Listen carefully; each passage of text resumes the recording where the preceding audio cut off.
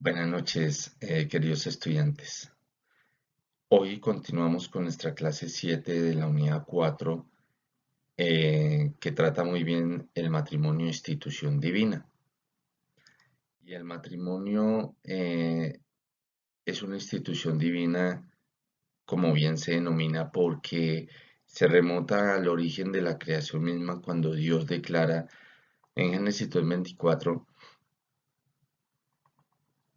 por eso el hombre deja a su padre y a su madre y se une a su mujer y los dos se funden en un solo ser. Aquí también podemos ver en Mateo 19:6 lo que el Señor nos está diciendo cuando el Señor Jesucristo cuando añadió en su palabra que dice: por tanto, lo que Dios ha unido, que no lo separe el hombre. Y de hecho, aquí hay un reconocimiento en todas las culturas. Tácitamente hay ese reconocimiento, ya que los matrimonios están contemplados como esos acontecimientos con raíces implícitas religiosas en prácticamente todos los credos. En todos los credos del mundo se pueden llevar a cabo y se hacen esta clase de realización litúrgicas, como en capillas, en basílicas, en catedrales, en templos, en sinagogas, etcétera, etcétera, etcétera. Y estas liturgias son propias de cada confesión, destinadas a otorgarle al matrimonio pues esa celeridad o esa trascendencia que se requiere y que se aplica en cada uno de estos credos. Ahora bien, en ese contexto cristiano que nos lleva a cabo como creyentes, únicamente podemos llamar matrimonio a esa unión monógama heterosexual entre un hombre y una mujer.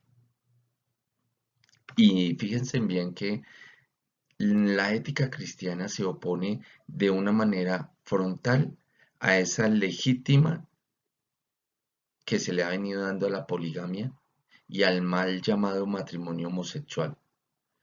Y esto con todas esas reivindicaciones asociadas a este. Para el matrimonio cristiano, la ceremonia de bendición que se lleva allí, desde esa misma perspectiva, el matrimonio es algo muy serio, por lo que el hecho de haber tomado la decisión de casarse, pues coloca sobre el creyente un importante compromiso delante de Dios, además delante de una sociedad que lo observa, para trabajar por esa relación, siguiendo para ello esas pautas reveladas por Dios en la Biblia. Y pues obviamente hay un fin de construir un buen matrimonio sostenible, para que tenga unas satisfacciones del uno y del otro junto a esa relación, pero también frente a esos hijos que llegan dentro de un matrimonio elaborado entre un hombre y una mujer. Y también, pues obviamente, esa comunidad que los está observando.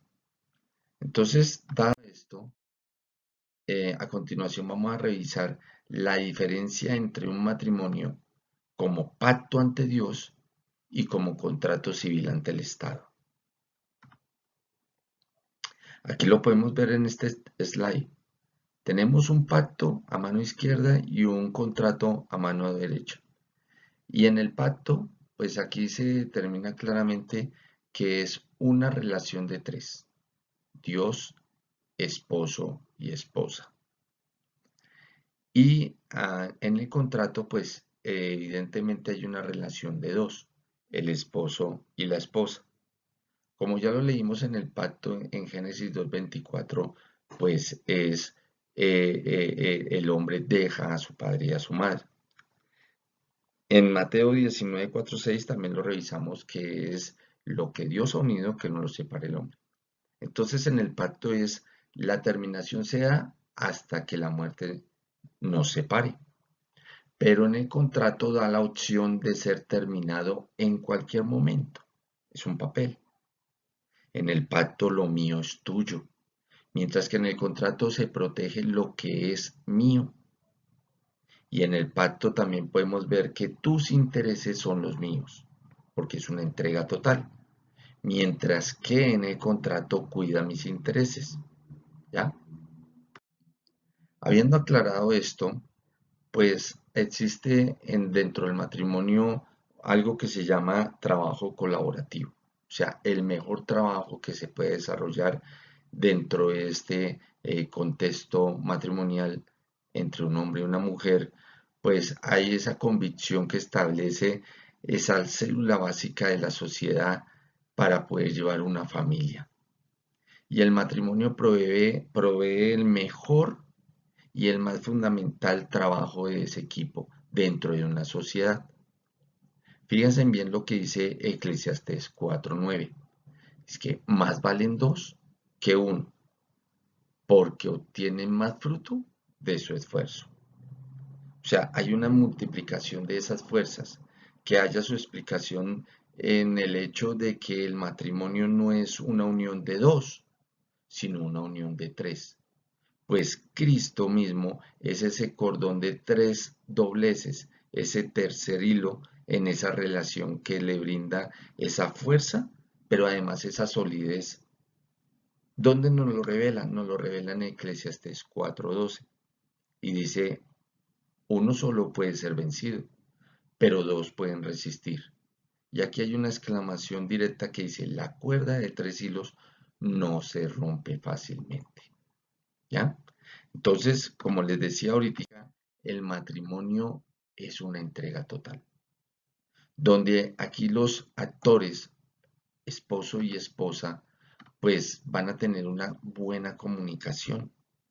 Además, se van a entender y se entienden porque están caminando cada uno desde el punto que le toca andar. Además, hay una armonía. Es una sinfonía caminar juntos dentro de ese matrimonio bien hecho, bienestar. Pero además hay una alegría, porque eso genera un matrimonio seguro y estable donde Cristo es el centro. Se conocen siempre, cada etapa de la vida del matrimonio, cada momento, pues hay que estarse conociendo momento tras momento. Y además se complementan. Desde el primer día del matrimonio hay que estar complemento y estar diciendo cómo lo vamos a hacer, cómo lo vamos a lograr, porque somos uno solo en Cristo Jesús. Tienen un mismo objetivo. El mismo objetivo es, por eso en Génesis 1, 27, 28, si se acuerdan bien, en la sesión anterior decía que el, el, el, el, el el Señor creó hombre y mujer y los bendijo. Y luego les dijo, multiplíquese, llenen la tierra y sométanla. Hay un objetivo principal para procrear como uno de los pilares centrales dentro del matrimonio para poder llevar esas buenas nuevas a las naciones. Cada uno tiene un rol y ni uno es más protagonista que el otro. Además son un equipo de trabajo. ¿Por qué? Porque el hombre tiene más fuerza que la mujer, pero no quiere decir que siendo la mujer de menor fuerza, deja de ser menor inteligente. Están sincronizados. Es como esas danzas o como ese video que les tenemos ahí en la plataforma, donde todos están sincronizados, donde no hay un protagonista más que el otro y donde cada uno luce porque están sincronizados. Hay mucha gente que los rodea, pero no se involucran en ese reino privado. Es decir, se protege. Pues bien, ahora vamos a irnos, a entrarnos en esta sesión, a analizar un poco más profundamente el rol que le compete al matrimonio, tanto para el hombre como para la mujer. Y vamos a comenzar con el rol del hombre. Y fíjense bien cómo iniciamos en 1 Corintios 11, 3, 8, 10. Si ustedes me acompañan leyendo allí en el slide o en su palabra subrayándola, perdón, dice, ahora bien, quiero que entiendan que Cristo es cabeza de todo hombre. O sea, aquí tiene que tener, hay una orden que está dando el Señor cuando dice, entiendan que Cristo es cabeza de todo hombre, mientras que el hombre es cabeza de la mujer. Hay una designación sacerdotal dada por Dios. Y Dios es cabeza de Cristo. Es decir, el hombre se tiene que someter a Cristo. Luego dice más adelante en el 8:10, de hecho, el hombre no procede de la mujer, sino la mujer del hombre. Ni tampoco fue creado el hombre a causa de la mujer, sino la mujer a causa, hay una causa del hombre. Por esta razón y a causa de los ángeles cuales, de los ángeles caídos. Por eso la mujer debe llevar sobre la cabeza señal de autoridad. ¿Por qué? Porque se la delegó Dios al hombre, sabiendo que Cristo es cabeza del hombre. Es decir, aquí lo podemos identificar en este dibujo donde tanto el hombre como la mujer tienen la mano de Dios protegiéndolos. ¿Ya? Y Cristo es la cabeza del hombre. Luego Cristo protege a ese hombre sabio, a ese esposo que sabe ser cabeza del hogar, cabeza de su esposa. Y la esposa le queda más fácil someterse, ¿ya?, a ese hombre que se humilla ante Cristo. ¿Quiénes salen aquí protegidos además? Los hijos. Y a esa mujer le queda fácil sujetarse a ese hombre porque sabe que está sujeta a Cristo. Y vuelve y se repite. Pero muy difícilmente hago esa aclaración. Una mujer, y sobre todo en estos tiempos, se va a someter a un hombre cuando un hombre no tiene por cabeza a Cristo. Es decir, no lo reconoce, se aparta y no se arrodilla, sino se vuelve arrogante, autosuficiente, pues la mujer no se va a someter. Entonces, hay que saber muy claramente lo que está diciendo la palabra aquí cuando dice que el hombre es cabeza de la mujer y deja claro que Cristo es cabeza del hombre. Entonces, tenemos que tener ese rol claro para poder comprender el momento que le toca al hombre ejercer como sacerdote de su hogar. Bien lo describe Efesios 5, 21, 25, cuando habla perfectamente el libro de los Efesios el libro de la familia, y allí en Efesios 5, 21, 25 le está dando los parámetros tanto al hombre como a la mujer. Y fíjense en que la palabra inicia ahí cuando dice sométase unos a otros por reverencia a Cristo.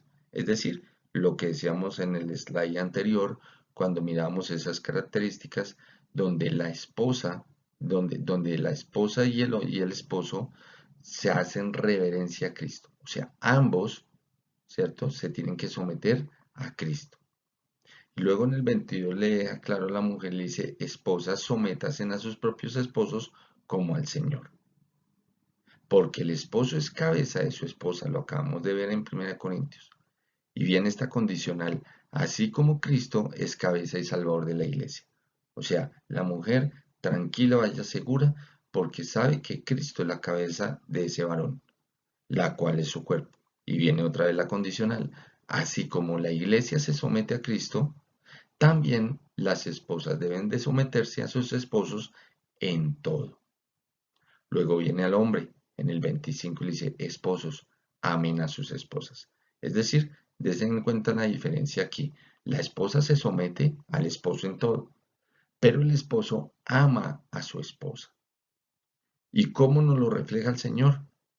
Cuando dice, así como Cristo amó, ya lo hizo, a la iglesia y se entregó, ya lo hizo, por ella, para hacerla santa. Y luego le dice, Él la purificó lavándola con agua mediante la palabra, para presentársela a sí mismo como una iglesia radiante y sin mancha, ni arruga ni ninguna otra imperfección, sino santa e intachable. Es decir, nosotros tenemos la competencia de amar a la esposa, porque Cristo nos deja ese modelo, ¿ya? Entonces, el amar es un mandato.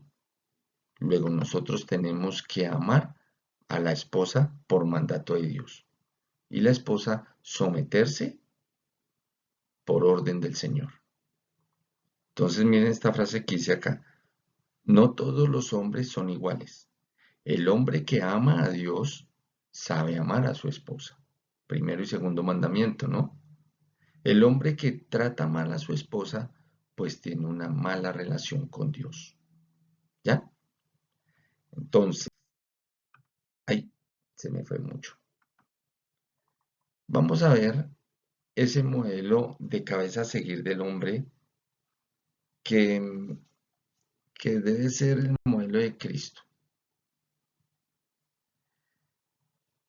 Y también vamos a ver ese no modelo errado, contrario a la palabra de Dios, que rebaja a la mujer a ese sometimiento, a ese dominio y que lógicamente se ha conocido como el machismo.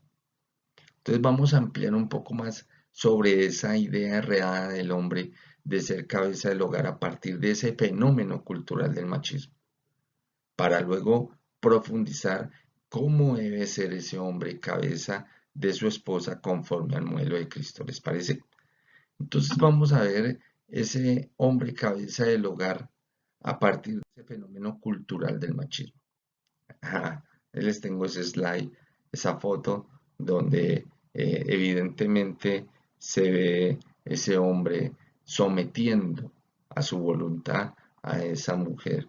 Y si ustedes se dan cuenta, esa mujer tiene unos tacones muy altos, muy refinados, pero cargando sobre esos tacones su propio peso y sobre todo esa carga física, emocional y muchas veces hasta espiritual, con todas esas responsabilidades que debe ejercer un hombre y que ese hombre delega sobre esa mujer porque la somete. ¿Mm? Eso es ese aspecto del machismo, que es un hombre, como lo acabo de explicar, a lo mero macho. ¿Sí? Ahora, ¿qué es machismo? El machismo se refiere a dos complejos hechos interrelacionados. Por una parte, a una situación de ese dominio y privilegio del hombre sobre la mujer. Pero fíjense en que aquí hay varios aspectos. El aspecto económico, sobre el aspecto jurídico, el político, el cultural y el psicológico. También, por otra parte, vemos esos mitos de superioridad de ese hombre al homero macho respecto a la mujer en todos esos aspectos como son el biológico, el sexual, el intelectual y el emocional. Entonces, en un culto de virilidad, es decir, de esa energía, de ese valor, que como sistema de valores, actitudes y creencias se transmite desde donde, desde la infancia, a través de ese proceso de socialización realizado en su mayoría por la mujer. Entonces ese actuar del hombre como cabeza del hogar, al homero macho, nos hace ver que desafortunadamente existen muchos matrimonios cristianos que se encuentran engañados actuando como cabeza de su esposa al homero macho, atados a esos imaginarios machistas predominantes en Latinoamérica y ya hace más de 5 siglos. Y entonces hay unos comportamientos erróneos de ese hombre cabeza de su esposa enmarcados en ese fenómeno cultural y que tristemente se practican en esos momentos algunos hombres cristianos. Y fíjense que aquí, estas fotos que vemos aquí, los que han podido jugar ajedrez, se dan cuenta que el rey, que es el hombre, siempre tiene el movimiento en un solo espacio, de a un solo momento, mientras que la reina tiene esa protección hacia el rey y se puede mover en todas sus direcciones en ese juego de ajedrez. Y fíjense que aquí lo insólito es que aun cuando ese hombre sabe que ella les ayuda adecuada, la encarcela. ¿Para qué? Para él mismo quedar desprotegido. O aquellos hombres que cogen la palabra de Dios y la manipulan y solamente saben dar bibliazos a algunas mujeres, solamente diciendo es que la palabra dice, y tú te tienes que someter porque la palabra lo dice. Y empiezan a manipular la palabra de Dios, encadenándola. ¿Para qué? Para hacerlo a su manera. Entonces, como le decía, ese hombre a lo mero macho, pues aquí podemos ver que ese esposo es quien provee el hogar y por ende es quien toma las decisiones. ¿Cuáles decisiones? Las decisiones económicas en casa y ese actuar de ese hombre a lo mero macho, pues no toma en cuenta la opinión siquiera de su esposa, de esa ayuda adecuada. ¿Por qué? Porque no le interesa, porque sabe que va a quedar vulnerable, porque ya no puede hacer lo que siempre ha querido hacer, que es hacer todo a su manera. Además, hay una frase que tenemos acá que dice, yo cumplo con todo lo de la casa. Así que no tienes por qué supervisar en qué gasto el dinero. Y estos hombres se caracterizan por hacer preguntas para poder tener una justificación. ¿O te falta algo, nenita? La relación con Dios la toman como de carácter social. Es decir, para que no me molesten, llevo a mi esposa, para que de pronto me salgan negocios o que de pronto yo pueda compartir un rato con otras personas o para que ella no me moleste.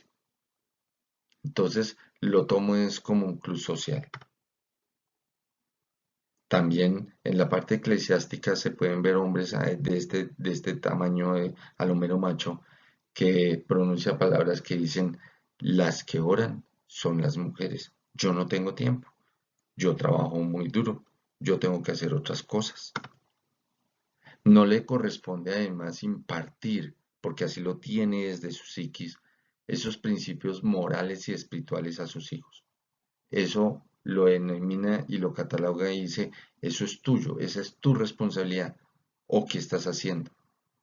Ah, y si la mujer trabaja, entonces le dice, ¿y quién te mandó a trabajar? Eso es problema tuyo. Tú tienes primero que todo que impartir esta orden. Ahora, nada o poco participa en las cosas de la casa. Ese hombre a lo mero macho no le gusta como enrolarse en esas situaciones que requieren la casa y que no es que yo voy a ayudar a mi esposa, ¿no? Un hombre, a lo contrario, el mero macho, no colabora, hace, porque al fin de cuentas habita en esa casa. Pero hay mucha idea errónea cuando dices que yo te voy a colaborar. Las mismas mujeres lo dicen, es que él me ayuda mucho. No, él no tiene que ayudar, él tiene que hacer porque ambos cohabitan en esa casa y a ambos les gusta tener limpia esa casa y a ambos les gusta comer bien en esa casa y a ambos les quieren que esos hijos se levanten en esa casa. Entonces no es ayudar, no es colaborar, es hacer. También aquí el mero macho subestima el trabajo de la esposa. Ah, es que tú ganas más dinero como hoy día se presentan muchos escenarios, pero es que eres una suertuda. Es que como ahora solo contratan mujeres, o sea, siempre anda justificándose. ¿Para qué? Para peyorizar ese trabajo que hace esa esposa. Limita pues la intervención de esos aspectos sociales y hasta culturales y hasta eclesiásticos, donde cállate, nenita, tú no sabes de eso. Solo la mujer debe ser el buen ejemplo de comportamiento. Entonces, yo no, porque yo soy hombre. Entonces, yo no, yo nací así y yo necesito ejercer ese machismo. Usted cuidadito tiene algún tipo de desviaciones, siquiera mentales, porque eso no te compete a ti. Es permitido tener más de una mujer. Entonces, yo puedo ser infiel a mero macho, pero tú no. Porque la mujer tiene que ser de la casa, levantar los hijos y darle de comer al esposo, y además atenderlo en todas sus necesidades sexuales. Pero cuidadito, usted va a tener un romance por allí. Ahora bien, ¿cómo debe ser ese esposo cabeza del hogar conforme al modelo de Cristo? Y revisemos nuevamente 1 Corintios 11:3, cuando dice, ahora bien, quiero que entiendan que Cristo es cabeza de todo hombre. Primero tenemos que tener, Jeremías 32:39 lo deja claro, ¿no? Que haya una coherencia entre su pensamiento y su conducta. ¿Para qué? Para decir y hacer. Entonces el Señor aquí nos está diciendo en 1 Corintios 11:3, entiendan que Cristo es cabeza de todo hombre, mientras que el hombre es cabeza de la mujer y Dios es cabeza de Cristo. Ahora bien, en Efesios 5:23 también recordemos que porque el esposo es cabeza de la esposa y la condicional no, el Señor ya lo hizo, así como Cristo es cabeza y salvador de la iglesia. Él dio, ¿hasta dónde lo dio todo Jesús? Hasta la cruz, hasta la muerte. Y por eso el Señor lo exalta a lo sumo, porque fue obediente. ¿Con quién? Con Dios. ¿Para qué? Para salvar a su amada. Eso es lo que tenemos que hacer nosotros. La pregunta del millón, ¿hasta dónde tú eres capaz de dar todo por esa mujer? ¿Hasta la muerte? Es una pregunta bien fuerte, ¿cierto? Porque hasta la muerte, y uno dice, ¿y si tiene un hijo recién nacido? Y usted necesita entregar la vida para que ella siga viviendo. ¿Usted daría la vida? Quizás ahorita podemos decir que sí, pero eso hay que también demostrarlo en las acciones, por más pequeñas que sean. Porque hay mujeres que están con vida, pero muertas emocionalmente, muertas en su agresividad que le dan por el maltrato a un hombre. Y andan ahí como va el agua, que viene y va. Mire esta frase que dice acá, ser cabeza no es sinónimo de superioridad. Ser cabeza es poder tener la naturaleza de Cristo en función de lo que vino a ser. Eso es el verdadero hombre, cabeza del hogar. Tener claro lo que Cristo hizo, que se humilló para que nos diera a nosotros la vida eterna. Cuando yo me humillo a los pies de Cristo, entonces soy grande. Y soy grande para poder llevar ese mensaje a mi propio hogar, tanto en hechos como en acciones. Un hombre, cabeza del hogar, debe ser permanentemente un hombre de oración. De 24 horas, 7, ¿cuánto tiempo le dedicamos a esa oración íntima con el Señor? ¿Cuántas veces ayunamos? ¿Cuántas veces morimos a siquiera 10 minutos de cualquier actividad cotidiana para ir de rodillas al Padre, para poderlo escuchar leyendo su palabra y para ponerlo en práctica en su hogar? Porque Cristo lo hizo, ¿cierto? Y lo vemos claramente en Marcos 1:35, porque su palabra dice que muy de madrugada, cuando todavía estaba oscuro, Jesús se levantó y salió de la casa y se fue a un lugar solitario donde, ¿qué hizo? Se puso a orar. Ahora bien, en Marcos 6:46, cuando Jesús se despidió, fue a la montaña. ¿A qué? A orar. Y en Marcos 14:32 fueron a un lugar llamado Getsemaní y Jesús les dijo a sus discípulos, siéntense acá mientras yo oro. Debe tener también un tiempo personal con la palabra de Dios. Como la palabra de Dios es la comida y la bebida de ese creyente, el esposo necesita leerla diariamente, pero además debe sumergirse en la palabra de Dios. ¿Para qué? Para recibir esa dirección que da el Padre para actuar él y su familia. Y fíjense bien lo que dice 2 de Timoteo 3, 16, 17. Dice, toda la escritura de Dios es útil con cuatro elementos importantes: enseñar, reprender, corregir e instruir en la justicia. Luego dice, a fin de que el siervo esté enteramente capacitado para toda buena obra. Pero ¿se acuerdan que les acabo de leer cuando dice que el primer elemento es enseñar? Para yo poder enseñar, debo de capacitarme. Por eso es un ciclo alineante con el Señor. Todos los días debo estar aprendiendo para luego salir a enseñar. Debe también instruir en la palabra tanto a la esposa como a sus hijos. ¿Y a la esposa para qué? Para hacerla santa e intachable. Ese es el modelo que Cristo nos deja en Efesios 5, 25, 26, porque Él lo hizo con su iglesia, porque él la hizo santa, Él la purificó, lavándola con agua mediante la palabra.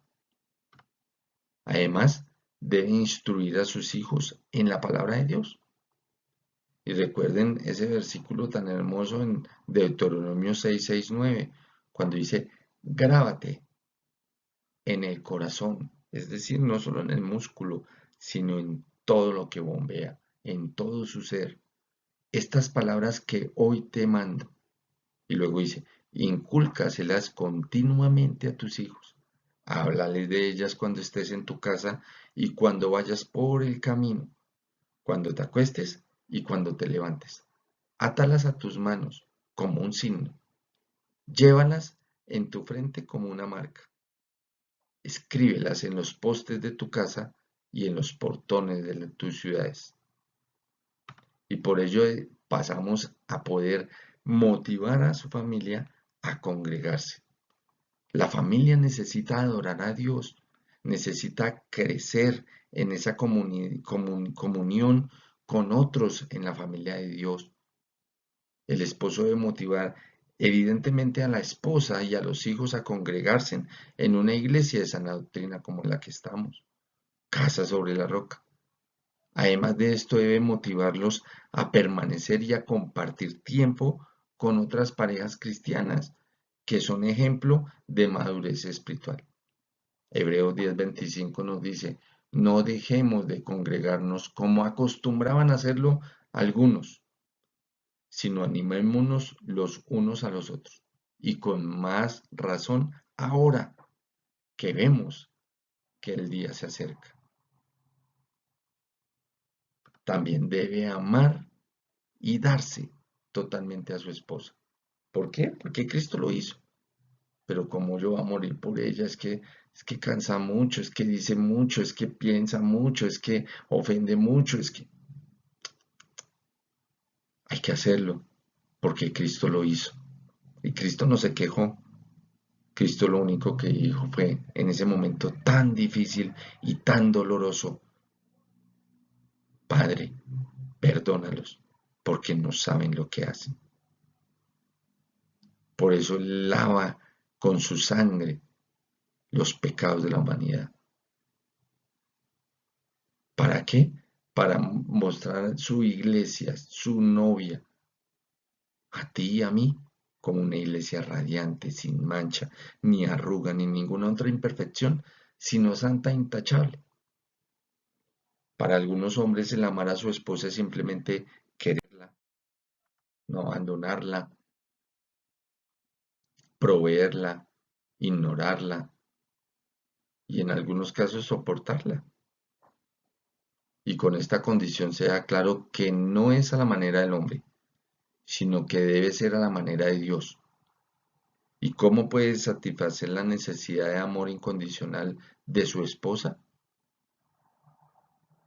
Varios aspectos: animándola, estando con ella, haciéndole cumplidos, respetando su opinión, hablando con ella y además escuchándola, siendo tierno con ella, compartiendo tiempo de calidad y de cantidad, además sirviéndola.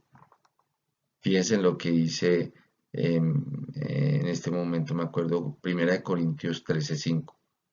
No se comporta con rudeza, no es egoísta, no se enoja fácilmente, no guarda rencor.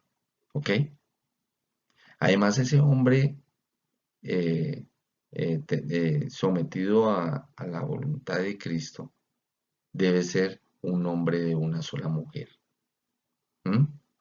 Y Hebreos precisamente 13:14 lo está dejando claro porque dice: tengan todos en alta estima el matrimonio y la fidelidad conyugal.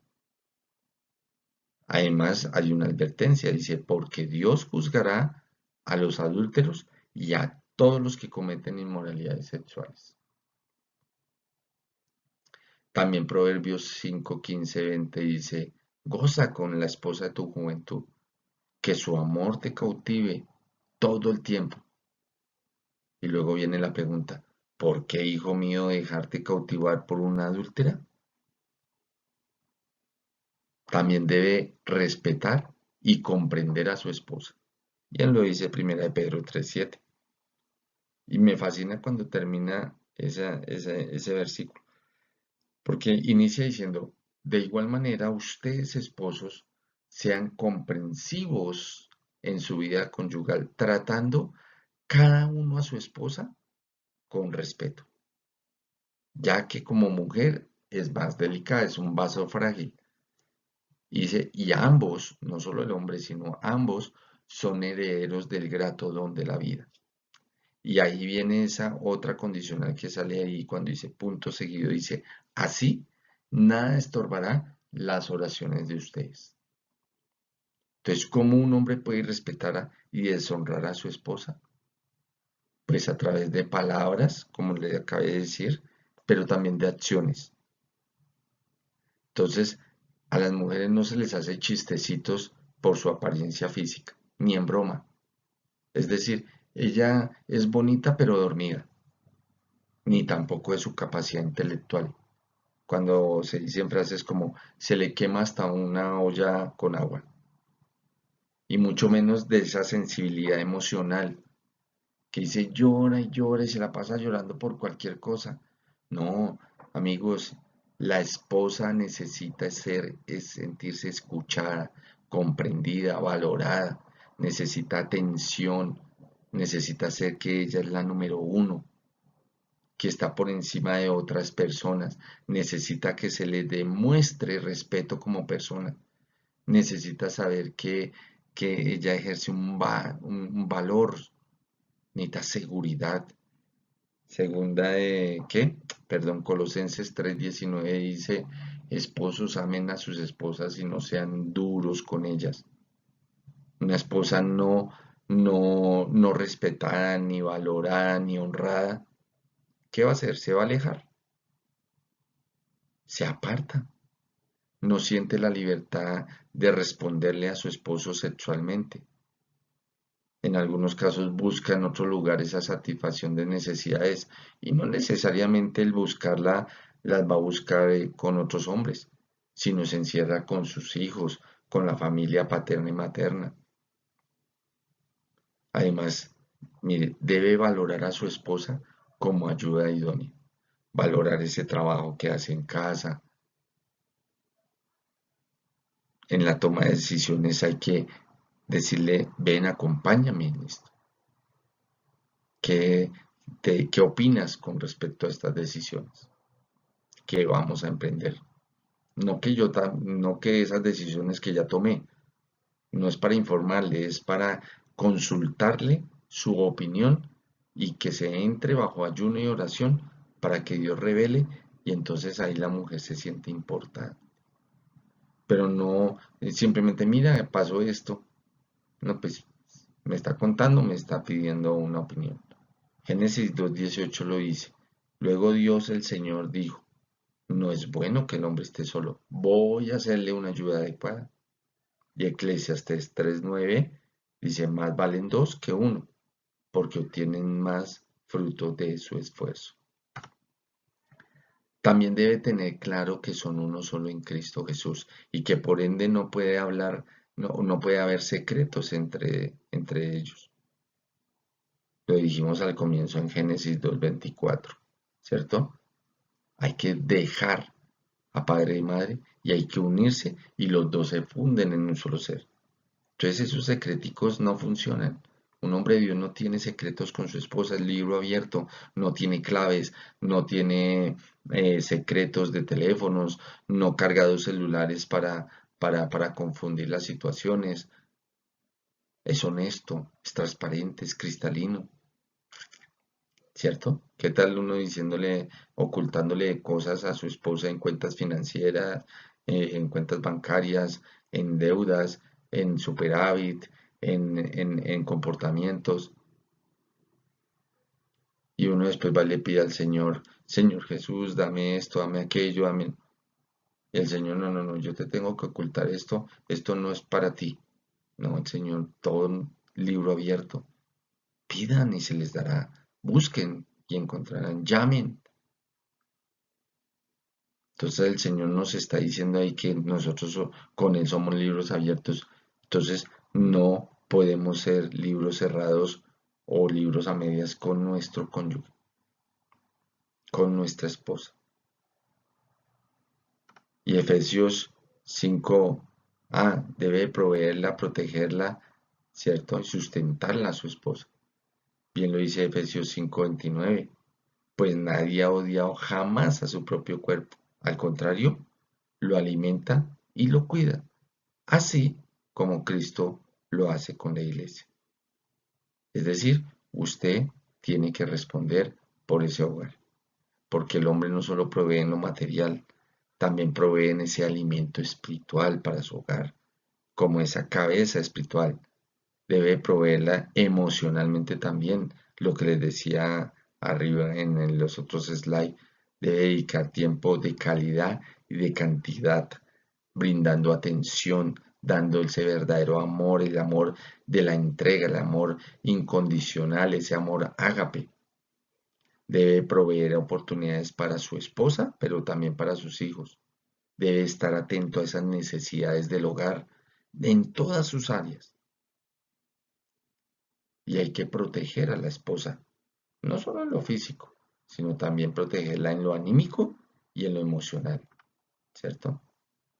Que sus vecinos y amigos vean y entiendan que esa es la esposa que usted da la vida por ella. Que sus hijos entiendan que usted da la vida por ella. Es la única manera que se pueda llevar a cabo esa palabra tan hermosa del Señor que nos dice que Él dio su vida por rescate de nosotros. Debe tener clara esa responsabilidad espiritual y debe saber que esas prioridades del hogar, de haber dejado padre y madre, es para tomar una esposa, llegar a ser un solo cuerpo con ella y definitivamente entender y acatar las órdenes, los mandatos y preceptos que el Señor nos ha dado para que los cumplamos, para que esa mujer pueda hacer y decir que es una mujer feliz. ¿Qué podemos concluir? Un hombre íntegro lee, comprende y vive la palabra de Dios en su hogar. No nos quedemos con ser protagonistas fuera del hogar y nuestra casa, mientras tanto, se desborona. Seamos protagonistas en el hogar para luego salir y decir de qué está hecho mi hogar y llevar esas buenas nuevas a tanta y tantas gentes que necesitan saber cómo se vive en un lugar cimentado en la roca con un hombre íntegro. El esposo, para ser verdadera cabeza espiritual del hogar, debe humillarse y seguir a Dios. Rechazar esa autosuficiencia, menguar y permitir que Cristo crezca en él. Fíjense en lo que dice Romanos 6, 11, 14. De la misma manera también ustedes considérense muertos al pecado, pero vivos para Dios en Cristo Jesús. Por lo tanto, no permitan ustedes que el pecado reine en ese cuerpo mortal. Ni obedezcan a sus malos deseos, ni ofrezcan los miembros de su cuerpo al pecado como instrumentos de injusticia. Al contrario, ofrézcanse más bien a Dios como quienes han vuelto de la muerte a la vida, presentando los miembros de su cuerpo como instrumentos de justicia. Así el pecado no tendrá dominio sobre ustedes, pues ya no están bajo la ley, sino bajo la gracia. Entonces, cuando un hombre se comporta en su hogar, ¿sí?, conforme al modelo de Cristo, le será muy fácil lograr el sometimiento y respeto en amor tanto de la esposa como de la de sus hijos. De lo contrario, lo más probable es que se obtenga un sometimiento con miedo de parte de su esposa e hijos, o peor aún, la rebeldía e irrespeto por parte de ellos. Finalmente, en Juan 15:5 nos dice: yo soy la vid, ustedes son las ramas. El que permanece en mí, como yo en él, dará mucho fruto. Y finaliza diciendo: separados de mí, no pueden ustedes hacer nada. Esa es la conclusión de poder tener un hombre sumergido en Cristo Jesús, a ese modelo que tenemos que imitar. O la otra decisión que llega a ser nefasta, a lo mero macho. Hacer las cosas a mi manera, en un mundo sensual y caído, siendo protagonista de cosas que quizás no le importan ni a una sociedad en la que tú y yo habitamos. Porque cuando tú y yo habitamos en esa sociedad para demostrarles, para simpatizar a otros que quizás hacen lo mismo, para simpatizar y agradarle, y a la larga nadie le importa lo que tú hagas, porque los otros están buscando lo mismo.